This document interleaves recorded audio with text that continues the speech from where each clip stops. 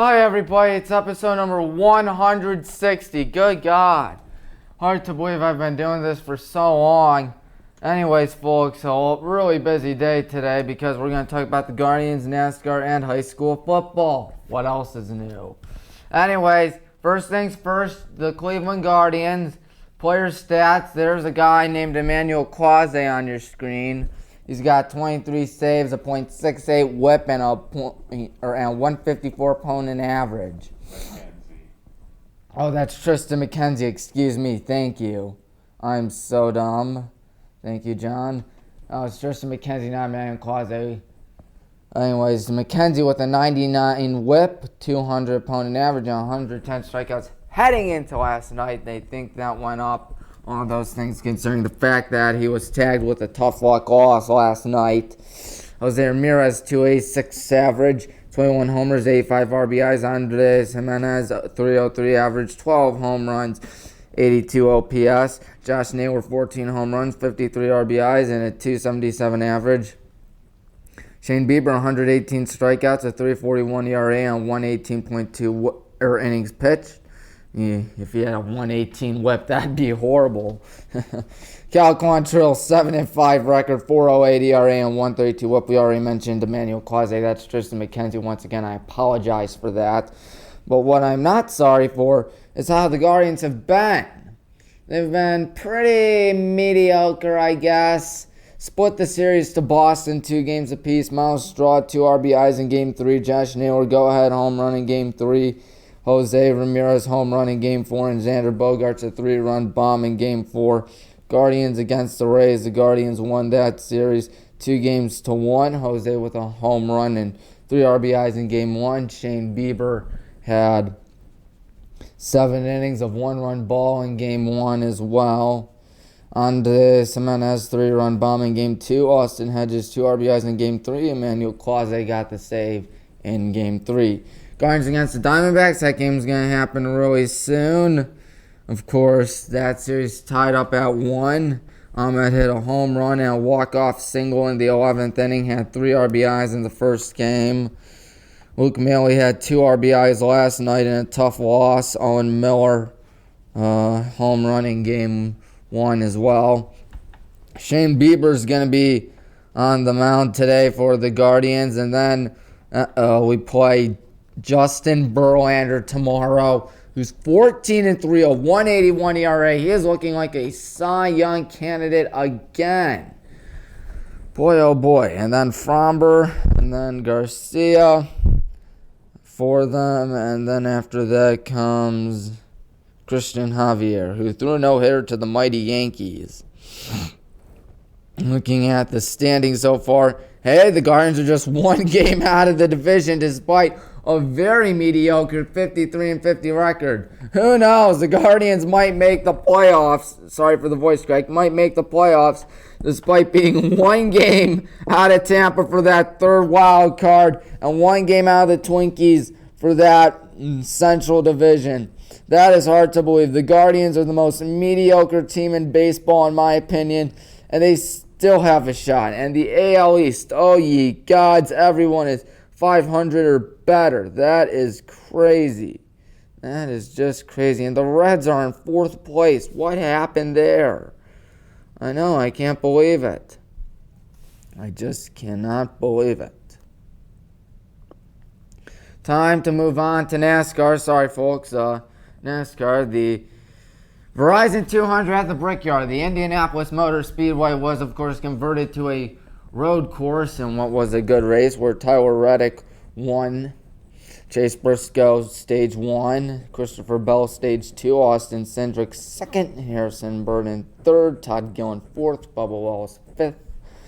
Kyle Larson tied Dylan Clyde on lap 61. There was a caution for debris towards the end of the race. There was another caution that caused overtime, and really, come to think about it, wasn't that eventful of a race. I mean, 85 laps. Of course, it says 80 there, but of course it went into overtime, so there was that. And now looking at the NASCAR season, because why not? Where's next week? At the Michigan International Speedway. Holy cow, we got 4 more. 4 more races to go in the regular season. That, my friends, is hard to believe. It'll be Michigan, which is a 2-mile-long track, which is a super speedway, I guess. Richmond, which is, of course, short track. Watkins Glen, which is, of course, the road course. And Daytona, which is, of course, the famous super speedway. Then the Grand Ole Lady, which is Darlington. Then Kansas, Bristol, Texas, Talladega, Charlotte Motor Speedway, RC, Las Vegas, Homestead, Miami, Martinsville, and then Phoenix. Back-to-back road courses, or short tracks to end the season, excuse me. Of course, there's always a lot of spinning out and stuff at road courses, but it never really brings out the caution flag, lest it causes something absolutely crazy to occur. And that's what happened in this race. We'll see what happens next week. High school football time, because everybody loves high school football, and my parents are telling me to get over high school football, but I'm trying to tell them, you know what? You're never too old for high school football. You never are. The best part about being an announcer and someone who covers high school football is that once you graduate, you can still commentate high school football. Nobody is stopping you. I mean, when it comes to high school football playing, obviously graduation's going to stop you, and college and stuff. And while sure there is college and stuff, I mean, you can still announce games. It's still a lot of fun. I mean, look at Northeast Ohio Zone. That's just something he does on the side, is what he told me earlier today, because I'm trying to tell my parents, Mom, Dad, I still want to announce Highland football. I still want to announce Highland football. And now I understand I'm probably not going to announce that many Highland soccer games, not that many Highland volleyball games, and definitely not too many Highland girls tennis games this year because of time constraints, but I can see myself doing Friday night football. That will be a lot of fun. And you know what's also a lot of fun? Predictions. Even more high school football picks. Western Reserve Conference. Chardon Hill Toppers. I think they're going to be on top the Western Reserve Conference with a 9-0 record, 6-0. Of course, they would be 10-0, but I don't know who they're playing on September 30th, I want to say. Then the Kenston Bombers, 8-2, 5-1. Then the Willoughby South Rebels, 7-3, 4-2. The Riverside Beavers are in 4th, 4-6, 3-3. North Rangers, 3-7, 2-4. Mayfield Wildcats, 3-7, 1-5. And the Masson Blue Streaks, 1-9, 0-6. The Chagrin Valley Conference, winning that one is going to be the same suspect as it typically is. The Kirtland Hornets, 10-0, 7-0. They never lose. They always win. The Perry Pirates, second, 8-2, 6-1. West Geauga Warriors, 7-3, 5-2. The Geneva Eagles, 4-6, 3-4. Chagrin Falls Tigers, also 4-6, but they'll be 2-5 on behalf of the Lakeside Dragons and Orange Lions, who are both going to be 2-8. And the Edgewood Warriors, despite a 3-7 record, which is better than Lakeside and Orange, will have a 1-6 record, in my opinion. Big games, some big games. Week 6, Kenston against Chardon. Week 8, Willoughby South against Kenston. And Week 9, Chardon plays Willoughby South. Of course, I have a feeling that Kirtland, of course, is going to run the tables, and same with Chardon, but still, should be a lot of fun. Should be a lot of fun. Just looking at my schedule, hard to believe, but it is definitely looking like a good season this year. But Saturday, folks, Saturday morning at 10 is the Highland scrimmage against Avon Lake. Now, I hope to commentate that, hope to live stream it as a test to see if I can live stream football games later on this year. Now, I can't guarantee anything this year, but I can guarantee you that it should be a fun season. I can't wait to cover high school football out here, not only on Tommy Maroon Sports Live, my YouTube channel, which you should subscribe to, but also the, Tommy Maroon Sports Show right here on WCTV. Anyways, folks, of course, you had Chipotle yesterday. I know that because that was the WCTV fundraiser. Well, how about something Friday and Saturday, like a Lebanese food festival, which my paternal family goes to a church called Our Lady of Cedars, and every year they run a wildly popular food festival with Mediterranean Lebanese food. But don't worry, they still have stuff like hot dogs and fries and stuff, and they have games and they have auctions, and it's just 2 days away. Holy cow, how is it just 2 days away? Let me pull it up. It is going to be tomorrow, or not tomorrow, but Friday and Saturday. I hope to see you there, of course. It is so crazy to think that it is finally happening. I tapped on it yesterday on my live stream on Tommy Maroon Sports Live, in which I did tier list of high school football teams.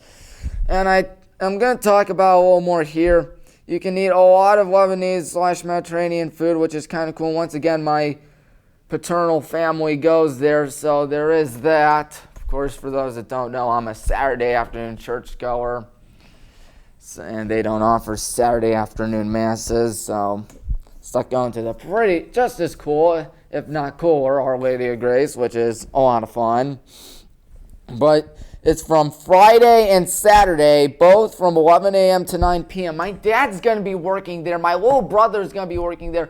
If you run into him, he's pretty easy to point out. My dad has no hair. My little brother's pretty small, has glasses. My dad also has glasses. Point him out. Say, "Hi, Tommy's dad. Hi, Tommy's little brother." Yes, I hope you're getting hyped up for this. I know I am. I'm definitely going Saturday after church at Hinckley and then going up to Fairlawn. I'm pretty sure you'll see more Fairlawn and Copley folks than Wadsworth folks, but you never know. That's why they do it. It attracts a lot of people. I know that. I know it attracts a lot of folks and is always fun to be there, having the food. Just thinking about makes me hungry. I haven't eaten at all today. So, yes, there is that. And until then, I'm Tommy Maroon signing off. So long, everybody.